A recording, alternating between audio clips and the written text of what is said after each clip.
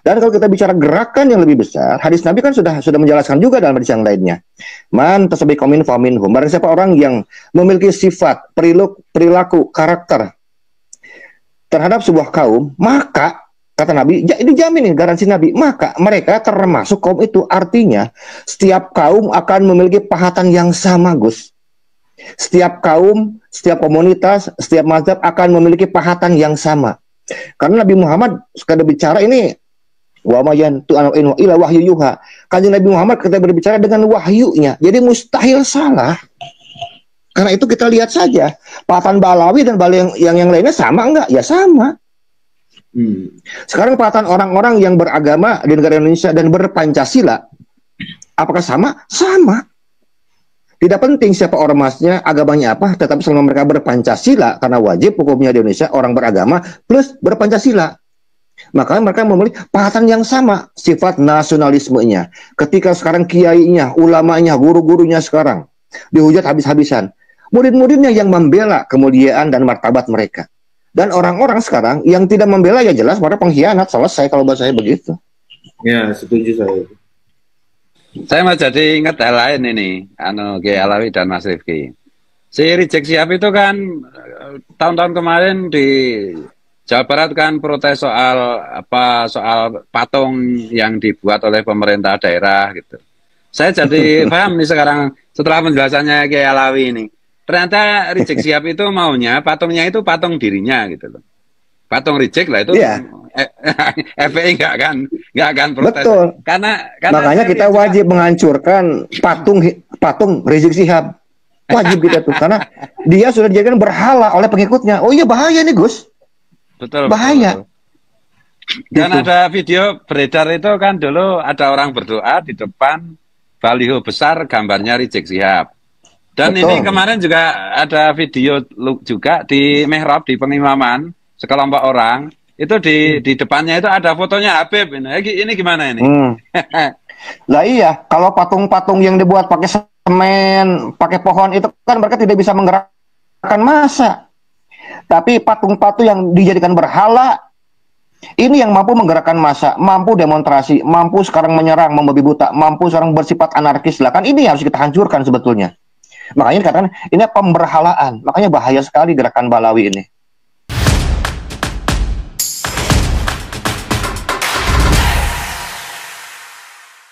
Jadi awal itu kurang lebih kalau dihitung dari sekarang mungkin sekitar 8 bulan yang lalu ya Mas Rizky ya Mas Rizky.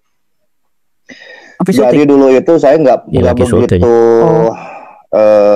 tertarik dengan masalah nasab ini, walaupun sudah 2 tahun lebih ya bergulir. Saya anggap biasa-biasa aja. Jadi sekali waktu saya ngantar istri ke pondok, ketemu sama guru, karena memang kebetulan kakak beliau adalah guru saya waktu di pondok. Jadi ceritanya saya dapetin anaknya kiai lah gitu ya di pondok pesantren kan gitu. Jadi kakaknya bilang, Ji, cina, Mang, gitu. Itu katanya ada kiai dari Banten, namanya Kiai Haji Usman, Imaduddin Usman Al-Bantani, membakar nasabnya Ba'alawi katanya. Itu jadi ramai katanya, gegar katanya. Coba dicek, dicari bukunya, coba dilihat. Kalau memang betul katanya kan gitu, dan bisa dibantu, didorong, dikuatkan dengan yang dulu pernah dipelajari di pesantren, ya dibantu aja katanya. Dibikin buku yang baru. Ya udah, saya bilang begitu. Begitu pulang, saya cek. Jadi yang dibuat oleh Kiai Mat itu ternyata metodenya sama dengan yang dulu waktu saya pelajari, hanya saya pelajari dalam bidang rijalul hadis. Jadi mirip sekali, kan gitu. Hanya beda mata pelajaran atau disiplin keilmuan yang berbeda. Nah dari situ saya mulai mengumpulkan berbagai materi kurang lebih 6 bulan. Kemudian kita kumpulkan materi, kita susun, kita ketik 100 bab lebih. 3 buku itu sudah mungkin baru sekitar 100 bab ya kurang lebih. Kita itu masih ada edisi keempat sama edisi kelimanya yang masih disusun Mas Rifki ya. Jadi belum sekarang selesai. Ini ya. Masih banyak. Kan 3 buku udah terbit. Iya. Nanti ada buku keempat, kelima. Iya. Betul. Iya. gitu. Mungkin nanti buku yang kelima itu bisa dikatakan itu murni kajian rijalul hadis. Jadi memang saya simpan bom atomnya itu memang di buku terakhir, gitu. Nah dari sanalah sekarang akhirnya baru-baru mengerti, oh ternyata kajian nasab yang selama yang diramaikan intinya adalah kalau ke Imad itu kan di Ubaidillah. Kalau saya kan dikejar dari atasnya, dari bapaknya. Karena kan nggak mungkin sekarang. Kalau sekarang anak nggak punya bapaknya, terjadi cek. Dalam kajian rijalul hadis itu yang namanya Ahmad itu ada Ahmad bin Isa al-Baghdadi yang dikenal dengan Ahmad an-Nafat atau Ahmad al-Abah. Kemudian ada juga leluhurnya Ba'alawi yang diklaim berasal dari Basroh yang disebut dengan Ahmad bin Isa al-Basri.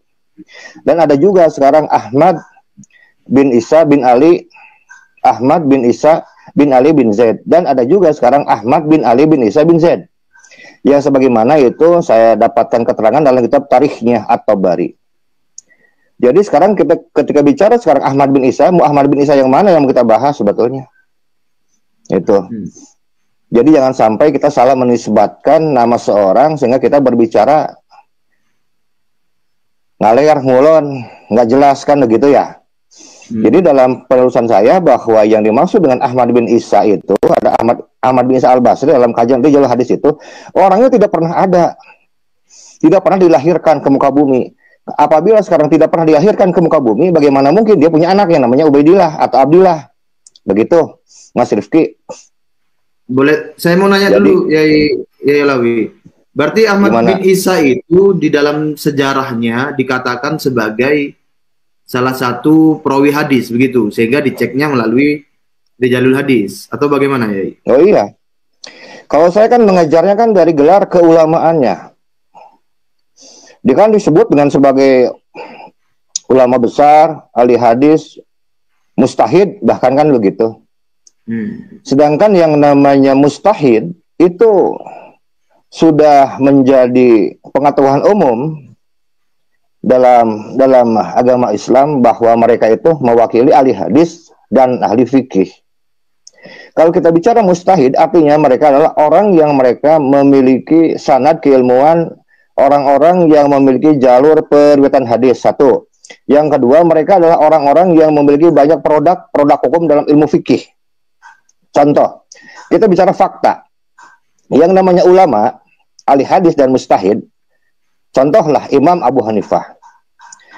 Saya cek dalam kitab lintas antar madhab, Imam Abu Hanifah ini namanya dan fatwa-fatwanya diabadikan kurang lebih dalam 26 kitab fikih madhab Maliki, bukan dalam madhab Hanafi, dalam madhab Maliki. Imam Abu Hanifah disebut dalam 26 kitab-kitab fikih madhab Maliki itu 1900 kali. Imam Syafi'i 1900 kali, Imam Sufyan As-Sauri 190 kali, kemudian Imam Al-Auza'i 130 kali, kemudian Imam Ahmad bin Hanbal 100 kali. Jadi tidak ada satupun orang yang disebut dengan ulama besar, ahli fikih, ahli hadis dan mustahid yang tidak diriwayatkan dalam kitab fikih lintas madhab. Pertanyaan sederhana, lalu di manakah sekarang yang namanya Imam Ahmad bin Isa al-Basri dan putranya Ubaidillah bin Ahmad al-Basri yang katanya imam besar, seorang ulama, ahli hadis dan mustahid, diriwayatkan dalam kitab fikih lintas mazhab yang mana, abad keberapa, saya pengen tahu. Ternyata tidak ada satupun. Dan setelah saya cek itu kurang lebih dulu itu saya cek itu 11.400 jalur periwayatan dan tidak ada zong sama sekali. Karena tidak ada, lalu bagaimana sekarang kita bisa mengisbat nasab seseorang, orangnya juga nggak ada, Mas Rifki? Ya Lawi, kan argumentasi dari Kran Habib Alwi dan budak-budaknya itu kan tidak tercatat bukan berarti tidak ada ya Lawi. Bisa jadi tidak tercatat. Ya, yang jadi masalahnya ini sudah bertentangan dengan kebiasaan ulama kita. Sekarang mereka hidup abad 3, abad 4, di mana sekarang dinasti Abbasiyah sedang mengalami dinasti keemasan, dinasti dengan dalam masalah bidang keilmuan, pendidikan, penyalinan naskah-naskah, penerjemahan kitab-kitab dari berbagai bahasa, baik bahasa sekarang Yunani, Romawi, Hindi, Parsi, dan semuanya itu diterjemahkan ke dalam bahasa Arab. Ahmad bin Isa Al-Basri dan putranya itu hidup antara abad 3 dan 44, di mana memang sedang terjadi sekarang giroh atau semangat yang luar biasa dalam keilmuan. Kalau sekarang semua ulama, semua ahli hadis, semua ahli fikih, semua mustahid tercatat. Yang lahir pada abad ketiga sudah mulai dicatat pada abad ketiga dan abad keempat. Yang abad keempat mulai sudah dicatat, abad keempat, abad kelima dan seterusnya. Hanya ada 2 orang yang tidak tercatat dari sekian ratus para ulama, ahli hadis dan mustahid. Siapa namanya? Ahmad bin Isa Al-Basri dan putranya Ubaidillah bin Ahmad bin Al-Basri. Kalau dikatakan yang tidak tercatat belum tentu tidak ada. Iya, saya bilang kalau memang orang itu tukang cilok, tukang rambutan gitu ya, tukang bakso, tukang cireng boleh lah. Wong ini kan orang terkenal. Iya, orang terkenal ini. Jadi yang benar itu kaidahnya, orang yang terkenal pasti tercatat begitu. Ya. Jadi iya, sudah muter ngeles kemana-mana sampai harus pergi ke luar negeri, ya diongkosin, tetap aja balik-balik katanya bawa manuskripnya yang palsu. Saya bilang gimana ceritanya?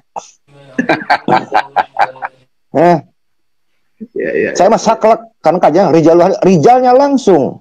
Rijal itu tidak bisa ditambahi, tidak bisa dikurangi, Mas Rifki. Contoh yang gampang, kita bicara fakta. Misalnya kita bicara sekarang kitab Sahih, ada Sahih Bukhari, Sahih Muslim, Sahih Ibnu Hibban, dan Sahih Ibnu Huzaimah.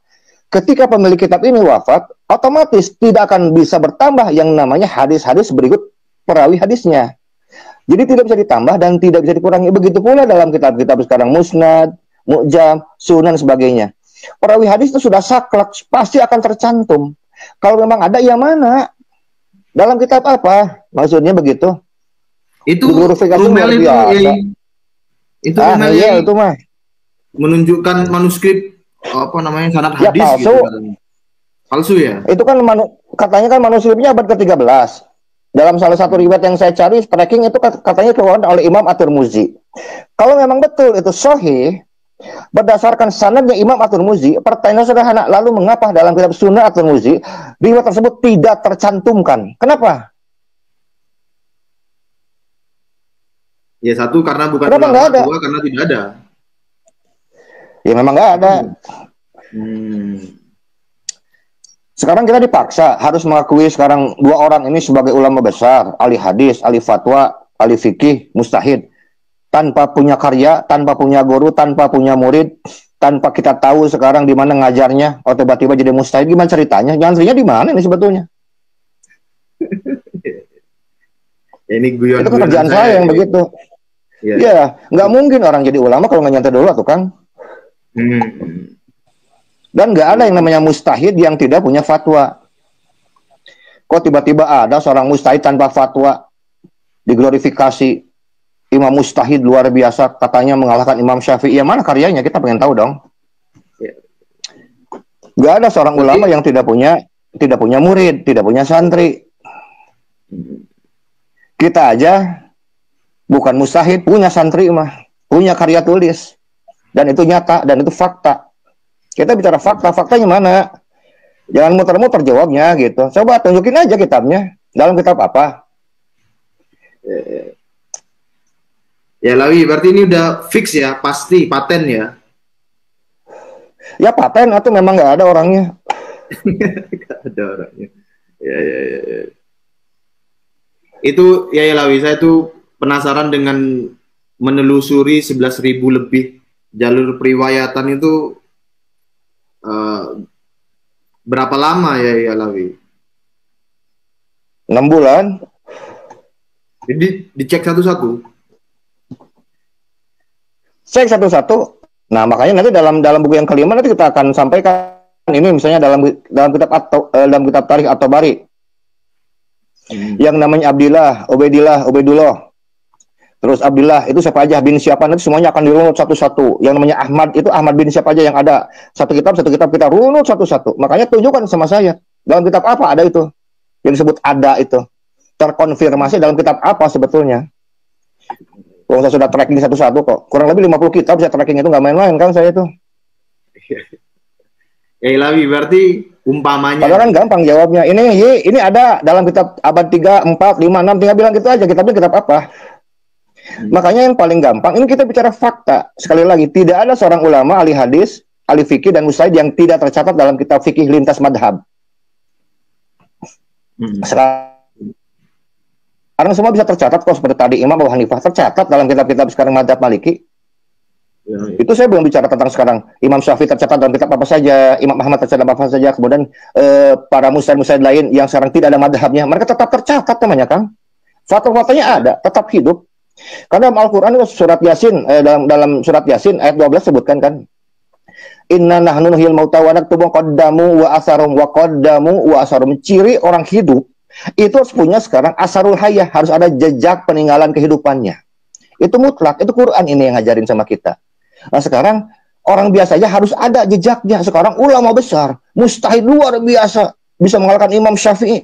Sekarang nggak ada asarul hayahnya, nggak ada jejak peninggalannya. Gimana ceritanya? Terus kita harus yakin, harus iman begitu aja? Ya nggak bisa tuh. Iya. Tapi kalau tidak percaya katanya tidak dapat syafaat Nabi, ya Lawi. Jadi kita dipaksa untuk percaya ini. Oh, dia sudah ngobrol sama Kanjeng Nabi begitu, gitu. Kapan ngomongnya? Doktrin-doktrin sesat dari klan Habib Alwi itu. Gimana Gus Wat? Apa ada respon, tanggapan? Sementara belum, dilanjut dulu, dieksplor dulu. Iya. Nah, ya Lawi, itu kan berarti kesimpulannya kan dari kajian Kiai Alawi itu udah paten lah, udah fix bahwa klan Habib Alwi itu bukan dzurriyyah Nabi. Nah, itu di buku... Enggak, bentar Mas. Mereka itu zuriyah Nabi, cuman bukan zuriyah Nabi Muhammad, jangan salah. Oh. Gimana? Yang lengkap gimana? Gimana? Ya kan dalam buku yang kedua itu kan saya tuliskan tentang silsilah keluarga mereka. Bahkan waktu saya bedah buku sekarang di Bali, kan saya sampaikan bahwa klan Ba'alawi ini ada kemungkinan besar mereka ini, kalau kita bicara silsilah keluarga itu, klan Ba'alawi ini berasal dari dinasti Himrid, dari dinasti Fatimiyun, kemudian dari dinasti Himrid, kemudian dari dinasti Seba, dari dinasti Qutban, dari dinasti Ma'in, dari kaum Samud, dari kaum Ad, kemudian dari Bani Aus, dari Bani Iram, dari Al-Fashad bin Sambinuh, begitu urutannya. Itu berdasarkan silsilah keluarga. Jadi kalau misalnya dikatakan mereka zuriyah Nabi, iya. Nabi ini dari mana? Nabi Nuh. Yang sekarang ada mutasi lintas kepada kaum Samud dan kaum Ad, begitu jawabannya. Ya. Kaum Samud ya, kaum Samud sama kaum Ad ya. Iya. Itu saya mendapatkan keterangan itu dalam kitab-kitab. Itu saya satukan kitabnya. Yang pertama dalam kitab Tarikh At-Tabari, dalam kitab Tafsir Al-Jamar Ibnu Asir, kemudian dalam kitab Bidayah wa Hinayah. Jadi saya satukan, jadi baru ketahuan, oh dari sini. Jadi kalau ada rijal hadis itu, jadi karena dia bicara tentang rijal, tentang seseorang, jadi kita akan bicara tentang identifikasi seorang dari alif sampai iya. Dan yang pertama itu namanya dulu, nama bin siapa, berasal nanti dari bangsa apa. Keduanya kita akan bicara, setelah itu bicara sekarang ibu bapaknya. Ibu bapaknya punya anak berapa, istrinya berapa, terus anaknya apakah jadi ulama semua atau tidak. Setelah itu kita akan bicara tentang pujian ulama yang hidup sejaman dengan orang tersebut. Pujiannya seperti apa? Setelah selesai pujiannya, kemudian kita bicara juga tentang sekarang perkembangan ilmu pengetahuan. Kalau misalnya beliau menjadi seorang mustahid, seorang ulama, kita akan mengetahui tentang karya-karya beliau apa saja. Terus sekarang kita akan bicara setelah itu guru-guru beliau siapa, guru Qur'annya siapa, guru hadisnya siapa, guru tarikhnya siapa, guru balaghahnya siapa, dan guru-guru yang lainnya. Kemudian kita akan bicara setelah itu adalah tentang murid-muridnya. Murid-muridnya siapa saja, akan dituliskan di sana murid-muridnya. Setelah itu selesai, nanti kita bicara tentang cara ibadahnya, kemudian sosialisasi di masyarakatnya, pertemuan mereka dengan ulama dan ulama di zamannya, dan akan ditutup dengan wafatnya tahun berapa, di mana, dan bagaimana keadaannya waktu meninggal dunia. Seperti itu yang namanya rijalul hadis itu. Jadi madhabnya akan ketahuan. Ya ini madhabnya apa? Madhab fikihnya, kemudian sekarang madhab dalam bidang tauhidnya, dalam politik seperti apa, itu adalah kajian rijalul hadis itu, Kang. Oke, baik ya Lawi. Tentang kajian itu. Ya. Nah ini yang menarik ini Mas Rifki.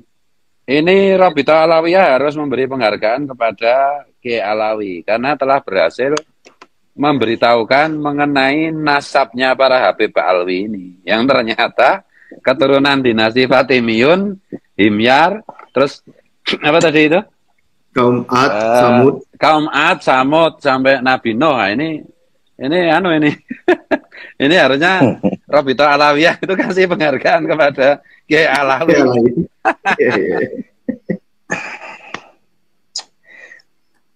Ya, jadi akhirnya terlacak sampai ke sana. Termasuk juga masalah, saya pernah waktu saya ke rumahnya Profesor Menem Ali, saya kan ngobrol begini, Prof, saya bilang, ini sepertinya penisbatan antara gelar Arab Aribah dengan Arab Mustaribah ini sudah ratusan tahun, saya bilang, ini sepertinya terbalik, saya bilang. Loh, kok bisa begitu? Iya, saya bilang. Ini kajian saya, mumpung saya bilang ada ahli filologi, ada orang ahli sejarah dunia, kan saya nggak malu saya bilang kalau salah, ya kan begitu tinggal diluruskan. Dalam kajian saya begini, dalam beberapa keterangan manuskrip tua, dalam kitab-kitab, dalam tafsir, dalam tarikh dikatakan kan bahwa Nabi Ibrahim alaihissalam itu adalah leluhurnya bangsa Arab kuno. Dan kita tahu bahwa bangsa Arab kuno ini ada 4. Ada bangsa Arab Assyria, Sumeria, Akkadiya, dan Babilonia. Sedangkan Nabi Ibrahim alaihissalam itu termasuk bangsa Arab Babilonia. Bangsa Arab Babilonia dan ketiga bangsa Arab yang lainnya semuanya hidupnya itu di Irak. Semua itu orang Arab. Mereka adalah leluhurnya orang Arab kuno. Babilonia ini bagi 2. Jadi Babilonia Abrahamik dan Babilonia non-Abrahamik.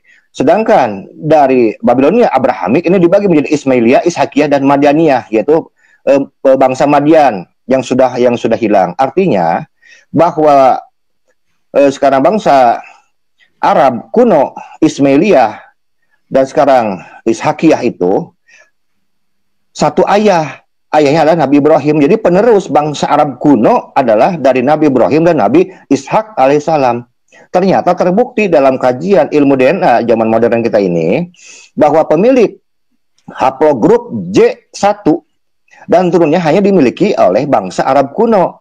Makanya jadi pertanyaan, kalau sekarang Mbak Alawi sekarang betul sekarang haplogrupnya adalah pemilik sekarang Arab kuno atau J1 dan turunnya, lalu kenapa haplogrupnya malah jadi G? Jadi bahwa bangsa Arab kuno adalah Arab Aribah, bukan Arab Musta'ribah. Oh, iya. Mbak Alawi yang selama mengklaim dirinya Arab Aribah ternyata adalah Arab Musta'ribah. Ini sudah ada kekeliruan dalam pencatatan penulisan sejarah loh. Ini dalam kajian saya loh ya. Mas Rifki. Jadi murni bahwa mereka itu Arab Aribah, Arab murni. Gitu, bukan Arab Mustaribah. Karena apa? Dalam penyebaran haplogrup, dalam sejarah kita bicara sekarang sejarah kebangsaan, haplogrup G itu kan diwakili sekarang oleh dari Abir. Abir itu kan punya anak 3.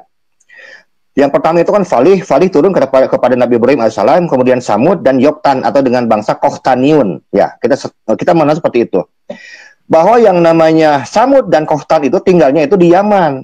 Mulai kapan? Mulai 2200 sebelum Masehi. Sudah terjadi penyebaran di Yaman. Yoktan itu punya anaknya 12. Salah satunya namanya Amir bin Qohtan yang dikenal dengan nama Hadromaut. Jadi Amir bin Qohtan itu anak Yoktan yang suka bunuhin orang. Kalau setiap dia meluaskan daerah jajahannya, semua anak-anak kecil, bayi, orang-orang yang muda, kakek-kakek, nenek-nenek, semuanya pokoknya binasa, makanya Hadramaut. Di mana dia hadirlah kematian namanya, itu julukan Hadramaut itu untuk Amir bin Qohtan. Jadi bukan negara 1000 wali, itu bohong lagi itu. Wali dari mana? Itu negara pembunuhan. Itu negara pembantaian, ya. Nah, itu kan jaraknya kan 2200 sebelum Masehi. Sudah ada penyebaran haplogrup G. Dari sekarang dari Samud sama Yoktan atau bangsa Qohtaniun. Nah, kurang lebih 1000 atau sampai dengan 1500 tahun kemudian baru lahir Nabi Ibrahim alaihissalam yang membawa haplogrup J1 dan turunannya. Jadi jauh itu, nggak sama. Ini kita bisa dari jalur laki-laki ini. Berarti Balawi ini Aribah atau Mustaribah ya? Mustaribah. Mustaribah itu artinya tolong bangsa Arab yang diarabkan. Bangsa Arab yang diarabkan. Iya. Bukan orang Arab asli ya. Iya, gimana masa ada orang Arab asli disebut Mustaribah? Kan ini definisinya sudah keliru ini. Iya. Nanti Kiai Alawi ini sudah merubah sejarah lagi.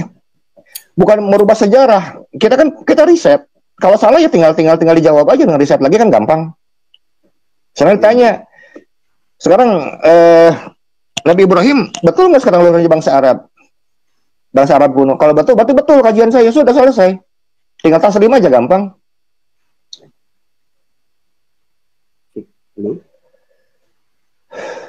Dan kita paham lah, tidak ada sekarang semua ulama, kan belum tentu semua ulama itu orang yang melakukan riset dan penelitian. Dan tugas kita umat Kanjeng Nabi Muhammad di zaman sekarang ini dengan era informasi yang luar biasa, teknologi yang sangat maju, ya kita kan berusaha meluruskan sejarah, meluruskan berbagai hal yang sudah bengkok, kita luruskan. Kalau sekarang antara orang setuju dan tidak setuju itu hal biasa buat saya mah, biasa aja. Yang penting kita punya data, itu aja. Sekarang tinggal kita sekarang mau percaya data yang mana, kan begitu. Ya. Baik, dapat dipahami Kiai Alawi. Ini Kiai Alawi, kita membicarakan topik mana nih? Topik utama kita malam ini nih. Kesesatan sekte Ba'alwi. Ini kan ada buku yang versi di tengah arus kesesatan sekte Ba'alwi. Itu apa yang Kiai Alawi soroti tentang Ba'alawi sehingga bisa ditulis kesesatan sekte Ba'alwi gitu ya? Banyak, terutama dalam masalah akidah. Jadi perlu saya sampaikan gini, bahwa Ba'alawi ini adalah sebuah gerakan yang memang ingin merubah sebuah teologi dunia yang sudah masyhur, yang dipegang oleh Kanjeng Nabi Muhammad SAW, diturunkan secara estafet kepada para sahabatnya, murid-muridnya sampai kita. Kemudian mereka membuat sebuah teologi baru yang berusaha sekarang dibuat menjadi terstruktur, tersistem. Kita kalau sekarang menganalisa kitab-kitabnya Ba'alawi, bahkan sekarang lagi disusun oleh kawan kita, oleh Kiai Syarifuddin dari Tegal, itu dari 26 atau 27 kitab primer Ba'alawi langsung. Kita akan membuktikan bahwa mereka itu betul-betul sedang menciptakan teologi di dunia kita yang baru ini. Mereka menciptakan berbagai keyakinan yang berbeda dengan Kanjeng Nabi Muhammad SAW, berbeda dengan para sahabat, yang berbeda dengan sekarang umat-umatnya secara umum. Jadi bisa dikatakan bahwa Ba'alawi ini teologinya, mereka itu sedang berusaha mencampur adukan berbagai sekarang akidah yang ada, kemudian diciptakanlah mengatasnamakan akidah Ahlussunnah wal Jamaah. Padahal secara akidah mereka bukan Ahlussunnah wal Jamaah, kecuali apa yang nampak. Contoh, sholat mereka misalnya pakai fikih Syafi'i, ya itu aja, fikih Syafi'i aja yang tampaknya, tapi ajaran-ajaran dalamnya mereka jauh dari mazhab Ahlussunnah wal Jamaah. Kita tahulah bagaimana sekarang mereka sekarang mengklaim bahwa leluhurnya namanya Faqih Muqaddam itu bisa sampai 70 kali ya Isra wal Mi'raj, ketemu sama Gusti Allah. Kan itu sudah salah, itu sudah sesat dan menyesatkan. Karena dalam Al-Quran katakan an-nabiyyu aula bil mu'minina min anfusihim, bahwa Kanjeng Nabi Muhammad itu paling utama dibandingkan orang-orang yang beriman dan diri mereka sendiri. Kalau kita mau melihat berbagai tafsir yang masyhur, bahwa tidak ada sekarang satu orang pun setelah Nabi Muhammad dan sebelumnya yang mampu menyaingi mukjizat Kanjeng Nabi Muhammad SAW. Kok bisa sekarang sampai 70 kali? Ini sudah masuk dalam bab akidah. Terus bagaimana katanya salah satu leluhur mereka mampu memadamkan api neraka? Kan ini gila, saya bilang. Ini sesat ini. Sekarang termasuk orang masuk kubur cuman termasuk apa? Ya, termasuk itu kan doktrin yang disebar-sebarkan itu, kalau tidak percaya Habib sebagai zuriat Nabi, kafir, murtad. Kemudian justru terbalik, kalau kita nggak percaya mereka sebagai zuriat Nabi, kita tambah beriman sebetulnya. Tambah keren iman kita itu. Menarik itu ya. Gimana itu kok bisa begitu? Yang jelas karena tidak ada percaya sama Habib termasuk rukun iman, kan gampang jawabannya, dari dulu memang begitu kok. Terus sekarang kita tanya, hadis masyhur, al-jannatu tahta aqdamil ummahat. Surga itu berada di bawah telapak kaki ibu. Nggak ada di bawah sekarang telapak kakinya Ba'alawi itu. Jadi jelas bahwa yang memberikan syafaat itu ibu kita loh, Gus. Ibu kita loh. Ibu bapak kita. Leluhur kita. Makanya kita wajib mencintai leluhurnya orang-orang Nusantara, itu ibu bapak kita, kakek-kakek kita, buyut-buyut kita. Ini lebih utama kita muliakan mereka dibandingkan sekarang memuliakan Ba'alawi lah. Memangnya mereka itu siapa gitu loh? Kok bisa memberikan sama-sama kita? Dari mana dalilnya? Kecuali dengan menggunakan tafsir-tafsir yang salah, yang menyesatkan pada umat. Nah, inilah akibatnya husnudon itu, tanpa ilmu begitu. Husnudon bila hujah bahwa batil. Berbaik sangka tanpa hujah itu artinya kita butuh data otentik. Kita butuh keterangan yang valid, yang kuat, yang sahih. Ya semuanya batil. Makanya kan ini kan metode Al-Qur'an. Allah kan mengatakan kul. Hal tu burhanakum in kuntum shadiqin, katakanlah hai Muhammad, kan begitu, sajikanlah apa burhanakum, hujah kalian, hujah kalimatnya, hujah itu berarti data-data yang melalui proses istihad, proses sekarang keilmuan. Mana datanya, sahih enggak, betul enggak, lengkap enggak? In kuntum shadiqin, kalau kamu termasuk orang yang jujur. Jadi kalau orang jujur akan menampilkan data-data yang valid, keterangan yang sahih. Kalau orang tidak mampu, berarti tidak termasuk in kuntum shadiqin. Mereka tidak termasuk orang yang jujur, alias mereka termasuk orang munafik. Itu Quran sudah bilang begitu itu. Iya. Dan itu juga gampang ada kok ini metodenya. Ada juga ini apa namanya?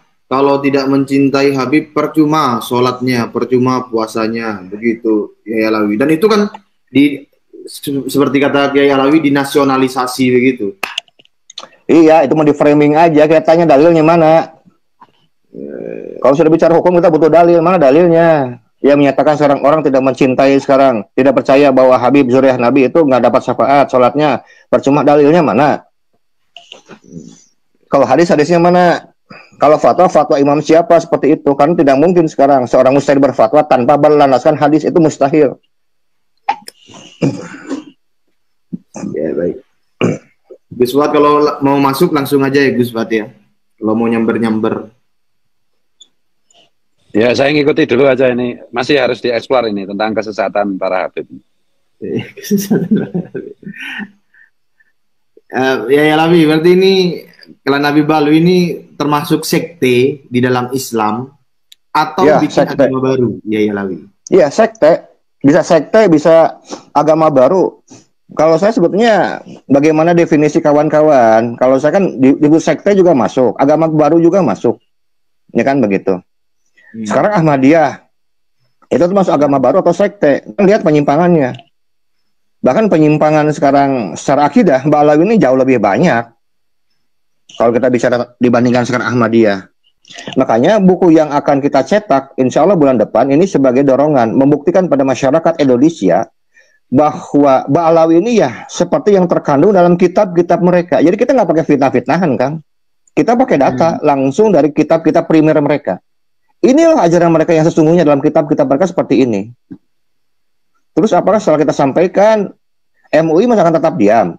Saya harap MUI berani sekarang duduk dengan kita. Ini loh buktinya. Kita sudah kumpulkan buktinya sedemikian valid, sedemikian sahih dengan berbagai kemampuan yang kita miliki dan kita ambil langsung dari kitab primer mereka. Kita harap MUI mampu dan berani mengeluarkan fatwa sesat dan menyesatkan terhadap klan Ba'alawi. Begitu kalau saya. Apa kita harus bergantung ke MUI, Alawi? Kita aja yang bikin. Ya enggak juga. Ya kan sekarang sudah ada MUN, sekarang baru berdiri Majelis Ulama Nusantara. Ya kalau perlu nanti aja MUI kita kasih fatwa aja. Ini kan cuma masalah ngadu. Iyalah, ini cuma masalah ngadu data, ngadu fatwa. Fatwa itu berarti berdasarkan data, berdasarkan dalil yang valid. Kuat mana sekarang dalil kita dengan dalil MUI? Gitu.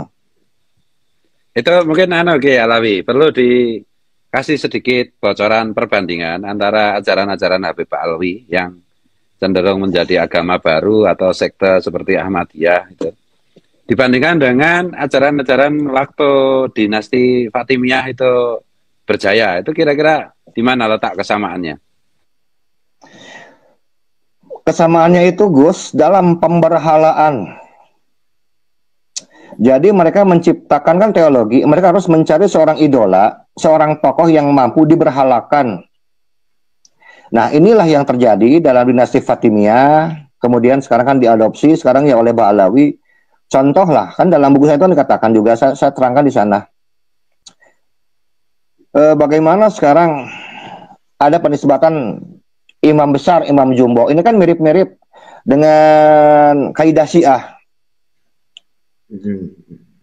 Dalam Al-Sunnah itu tidak pernah dikenal pertama. Penyebutan imam besar, imam jumbo. Ini kan ingin menjustifikasi bahwa pimpinan mereka adalah seorang imam yang memang harus diakui oleh umat muslim di Indonesia. Makanya kalau mereka bilang itu imam muslim di Indonesia. Jadi sudah mulai diklaim bahwa Pak Rizik Syihab itu sebagai imam muslim buat mereka. Ini kan tujuannya ingin memberhalakan diri mereka. Ingin menjadikan tokoh-tokoh sentral mereka menjadi sebuah pusat fatwa sebagai Tuhan-Tuhan baru yang ingin mengalahkan Tuhan yang sesungguhnya. Ini sangat berbahaya. Dan ini sekali lagi tidak pernah dikenal dalam ajaran Islam Ahlussunnah wal Jamaah. Itu tidak ada. Bagaimana sekarang mereka mengklaim bahwa nasab mereka lebih mulia dibanding yang lain, padahal Nabi Muhammad sendiri kan sudah menjelaskan dalam beberapa hadis yang sifatnya sahih, bahkan mendekati derajat masyhur, bahwa Islam ini kan egaliter, semua sama, setara. Tidak ada keutamaan bagi bangsa Arab atas orang Ajam. Begitu pula tidak ada keutamaan antara orang Ajam atas bangsa Arab. Artinya semua sama. Suku bangsa di hadapan Nabi Muhammad dan Gusti Allah itu sama-sama aja. Jadi suku bangsa itu nggak bisa mereka mengklaim diri mereka lebih takwa, lebih mulia. Nggak bisa sekarang orang suku Jawa mengaku sekarang lebih mulia dibandingkan sekarang suku Madura. Orang suku Madura juga tidak bisa mengklaim sekarang lebih mulia dibandingkan sekarang suku-suku Nusantara yang lainnya. Nggak ada itu semua. Karena yang membedakan itu hanyalah illa bitaqwa, hanya kecuali bertakwa kepada Allah. Ketika Nabi Muhammad mengajarkan tentang egaliter, kesamaan, kesetaraan, bahwa semua manusia sama di hadapan Allah, terus tiba-tiba orang yang mengaku cucunya Nabi sekarang berbeda dengan nabinya. Bahwa orang yang bernasab ke Nabi lebih mulia, lebih utama dibandingkan sekarang yang lainnya. Bahkan sampai kita mendengar bahwa satu Habib yang bodoh lebih utama dibandingkan 70 kiai dan ulama. Ini ajaran siapa sebetulnya? Ajaran Nabi Muhammad? Nggak ada itu. Ini diskriminasi. Dalam buku saya sudah bahas tentang perbedaan antara kemuliaan ilmu dan kemuliaan nasab. Dari dulu itu nggak ada. Ilmu itu di atas nasab. Jadi banyak sekarang pemutarbalikan fakta yang memang digembor-gemborkan, didistribusikan secara masif oleh kelompok Balawi kepada pengikutnya, kepada para mukibinnya. Oleh karena itu ya kita harus meluruskan kembali ajaran-ajaran yang bengkok. Makanya waktu dulu saya di pesantren kan gampang ya kalau kata guru saya, kalaupun bengkok jangan bengkok-bengkok teuing lah, jangan terlalu bengkok. Kalau terlalu bengkok kan susah dilurusinnya, Gus. Nanti kalau dipaksa patah. Jadi orang yang tidak mau diluruskan dengan ilmu pengetahuan, artinya orang ini tidak menghargai ilmu pengetahuan.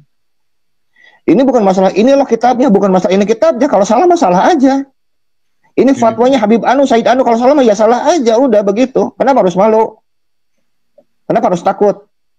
Apa kita pernah mendengar pembelaan sekarang klan Ba'alawi dari sekian puluh fatwa sekarang leluhurnya yang menyatakan bahwa leluhur kami dalam kitab Anu telah menyatakan anu dan kami menyatakan bahwa ini adalah sesat dan menyesatkan, tidak sama dengan dawuhnya Kanjeng Nabi, tidak sama dengan dawuhnya sekarang Kiai Anu, dengan ulama Anu.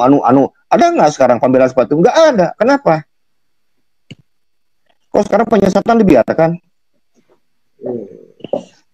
Artinya kalau dari situ ya Lawi, seluruh Habib itu ya katakanlah ya ideologi atau teologinya sama ya, cuma tidak dinampakkan ke publik gitu ya. Ya harus dinampakkan atau justru itu kesalahannya. Kalau mereka ingin kita menilai mereka beda, ya mereka harus speak up, harus bicara. Kami berbeda akidahnya dengan leluhur kami. Harus bicara. Selama mereka tidak bicara, jangan salahkan apabila rakyat Indonesia masih tetap menghukumi bahwa semua Habib sama. Itu kan salah mereka, bukan salah kita. Yang menarik itu gini, pemberhalaan tadi ya, pemberhalaan. Jadi mereka mengajarkan mengenai pemberhalaan itu. Nah kebetulan kan si Fir'aun ketiga, yang musuhnya Nabi Musa itu kan mengaku dirinya Tuhan, memberhalakan dirinya sendiri. Karena punya mertua sekaligus penasehat atau one team press-nya kan dari haplogrup G juga, yaitu Yuya. Apakah memang ada pengulangan sejarah ini? Kiai, mungkin perlu dijelaskan Kiai Alawi mengenai hal ini lebih. Kalau saya coba mengutip salah satu firman Allah dalam Al-Qur'an itu, amsalan bibuhalin nasi wa mayyakir ilal alimun. Allah sudah memberikan perumpamaan, maksudnya perumpamaan di muka bumi ini. Contoh-contoh yang luar biasa di muka bumi ini. Dan hanya orang-orang yang berilmu saja yang mampu memahami berbagai perumpamaan ini. Jadi, sejarah ini akan terus berulang. Hanya aktornya yang berbeda, Gus. Dan kita yakin seperti itu. Oleh karena itu, kan Nabi pernah menyatakan dalam salah satu hadisnya, ar-rajulu al-dinu khulili fayanzur haduma yukholil. Seseorang itu akan tetap berada dalam pemahaman agama orang terdekatnya. Maka lihatlah siapa orang terdekat kalian. Artinya, diri kita ini seperti sebuah batu, seperti sebuah pohon yang dipotong gelondongan gitu. Sekarang potongan gelondongan ini sekarang dihadapkan pada seorang sekarang yang punya keilmuan, seorang pemahat, maka potongan ini akan menjadi sebuah potongan yang punya nilai seni. Menjadi sebuah potongan-potongan sekarang yang memiliki nilai yang luar biasa. Artinya, seseorang yang dekat dengan kita ini sedang memahat diri kita, sedang memahat sifat dan karakter kita. Siapapun mereka sedang membentuk pahatan-pahatan dalam diri kita. Kalau kita tidak punya dasar ilmu pahat, kita akan dipahat oleh mereka habis-habisan, akan dibawa sesuai dengan keinginan mereka. Karena itu, berhati-hatilah. Siapa orang-orang yang mampu memahat diri kita sesuai dengan keinginan Allah dan Kanjeng Nabi-Nya. Ini kita bicara pribadi. Dan kalau kita bicara gerakan yang lebih besar, hadis Nabi kan sudah menjelaskan juga dalam hadis yang lainnya. Man tasabiqa minhum. Barang siapa orang yang memiliki sifat, perilaku, karakter terhadap sebuah kaum, maka kata Nabi, dijamin nih garansi Nabi, maka mereka termasuk kaum itu. Artinya, setiap kaum akan memiliki pahatan yang sama, Gus. Setiap kaum, setiap komunitas, setiap mazhab akan memiliki pahatan yang sama. Karena Nabi Muhammad sekadar bicara ini wa mayan tu ila wahyu yuha. Kanjeng Nabi Muhammad kita berbicara dengan wahyunya. Jadi mustahil salah. Karena itu kita lihat saja pahatan Balawi dan Bali yang lainnya sama enggak? Ya sama. Sekarang pahatan orang-orang yang beragama di negara Indonesia dan berpancasila apakah sama? Sama. Tidak penting siapa ormasnya, agamanya apa, tetapi selama mereka berpancasila, karena wajib hukumnya di Indonesia orang beragama plus berpancasila. Maka mereka memiliki pahatan yang sama, sifat nasionalismenya. Ketika sekarang kiainya, ulamanya, guru-gurunya sekarang dihujat habis-habisan. Murid-muridnya yang membela kemuliaan dan martabat mereka. Dan orang-orang sekarang yang tidak membela ya jelas mereka pengkhianat, selesai kalau bahasa saya begitu. Ya, setuju saya. Saya mau jadi ingat hal lain ini, Kiai Alawi dan Mas Rifki. Si Rizik Syihab itu kan tahun-tahun kemarin di Jawa Barat kan protes soal patung yang dibuat oleh pemerintah daerah gitu. Saya jadi paham nih sekarang setelah penjelasannya Kiai Alawi ini. Ternyata Rizik Syihab itu maunya patungnya itu patung dirinya gitu loh. Patung Rizik lah itu. Yeah. FPI nggak akan protes. Betul. Karena makanya kita wajib menghancurkan patung Rizik Syihab. Wajib kita tuh karena dia sudah dijadikan berhala oleh pengikutnya. Oh iya bahaya nih Gus. Betul. Bahaya. Betul. Dan ada video beredar itu kan dulu ada orang berdoa di depan baliho besar gambarnya Rizik Syihab. Dan ini kemarin juga ada video juga di mihrab di pengimaman sekelompok orang. Itu di depannya itu ada fotonya Habib ini gimana ini? Lah iya, kalau patung-patung yang dibuat pakai semen, pakai pohon itu kan mereka tidak bisa menggerakkan massa. Tapi patung-patung yang dijadikan berhala ini yang mampu menggerakkan massa, mampu demonstrasi, mampu sekarang menyerang, membabi buta, mampu sekarang bersifat anarkis lah kan ini harus kita hancurkan sebetulnya. Makanya dikatakan ini pemberhalaan. Makanya bahaya sekali gerakan Balawi ini.